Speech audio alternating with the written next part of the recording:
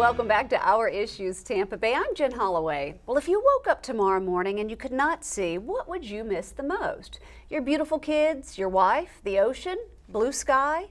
It's something you should think about. It's a possibility that could happen to you or maybe someone you love.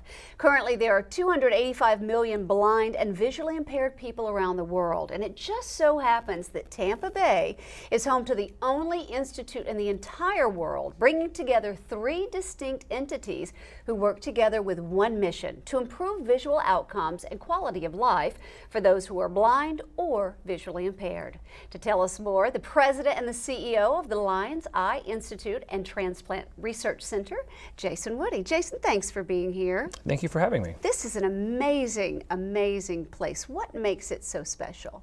Well, I think just the opportunity of helping others. You know, our program was started in 1973, and since our inception, we've brought the gift of sight to over 65,000 blind women, children, as far as men around the world. And so it's amazing, as you mentioned earlier, just to transform someone's life from someone that's living in darkness to once again just to enjoy all the things that you and I take for granted. Going outside, driving a car, female putting makeup on, things that you that we just all take for granted. Looking at your kids, seeing the drawings they draw. There's so many things that we do take for granted in that area.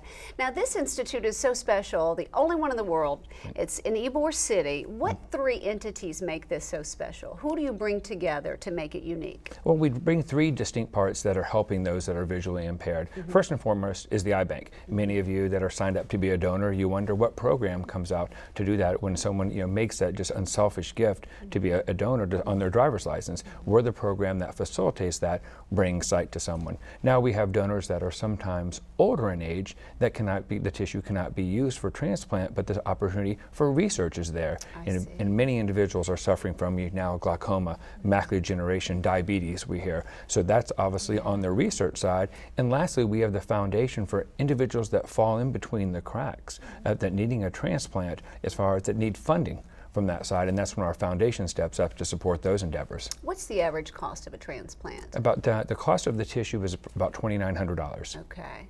But good news for folks here in Florida, you just made a major announcement. Tell us about that. We dealt with this announcement just came out yesterday. The organization pledged from reserves to take as far as $500,000, $100,000 over the next 5 years to help people that are blind or visually impaired. Looking at the numbers, interesting, even though it's $100,000 over a year, we've used already $10,000 in the first 17 days of July.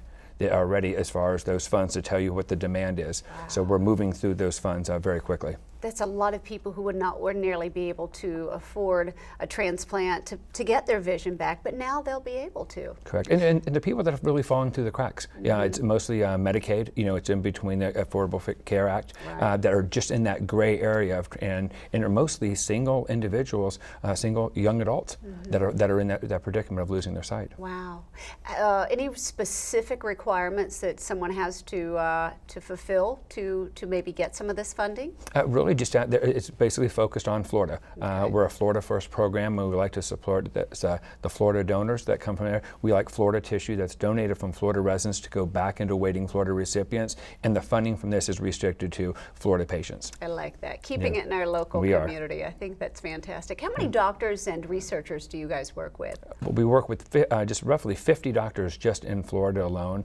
We have 200 different healthcare facilities that we're contracted with, and probably well over 150 researchers around the country and around the globe rely on us for our research tissue for their invaluable studies to find and hopefully cure eye diseases. Tell us a little bit, before we talk about the Eyeball Gala, let's get into that in just a second. Okay. One more thing I think is really important. Let's talk about the Lions Club and what they do in our community. The Lions Club is an amazing organization. Started really with the focus on sight restoration from Helen Keller, and many people aren't aware of that. That was their focus, their group, probably now in the single largest service club in the world. And from eyeglasses, we talk to families all the time, and they go back 50, 60 years ago and will say, my first pair of glasses came from the Lions. There was surgery that was assisted. My grandfather was a Lion. My dad was a Lion, and they have and I know you have a little bit of a Lion relationship as well. That's why I learned the importance of giving back, was watching my dad work through the Lions Club. So I support them all the way. I think they're great. And I think it's wonderful that we can reach out and support the Lions Club, who does does so much in our community. Now, let's talk about the big eyeball coming up. Tell us about that. Our annual fundraiser, that's the big one that supports, obviously, that's really the most of our funding that would come from the grant that we talked about comes from this fundraising event. We'll have it this year it's Havana Nights. It's at Pepin Hospitality. Wonderful event. It sells out almost every year. Wow. We're moving up in the rankings of one of the best as far as nonprofit ball events in the city of Tampa. And so that will be held again on November 8th. And like I said, it's going to be Havana Nights, and it's going to be a wonderful evening. We pull out all the stops for those events that we've done in the past.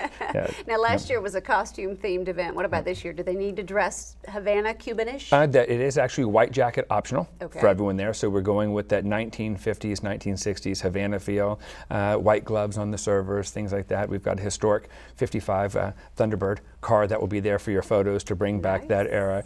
We have a 10-piece band that will be there playing obviously the music so everyone can dance. And we always have a couple little surprises there for the people as we did last year. We'll keep that a secret. Let's talk about live auctions, silent auctions. So if somebody can't go to the gala, if they're so busy, they can maybe donate something to the silent auction. That's correct. That's as far as the silent auction does extremely well. We do, obviously we are the first programs to start silent auction by text, so that as far as for the people that are present there, you don't have to stay and hover over the items. Now we actually will text you the auction items there. You could be bidding on your silent auction item on the dance floor. That's exactly what you do, or enjoying something to eat, or you're mingling with friends and you find out that you've been outbid. I went to an event recently and I was outbid by $5 down to the last minute. But that was a great event. And then of course we have wonderful live auctions. Usually we'll have once in a lifetime experiences.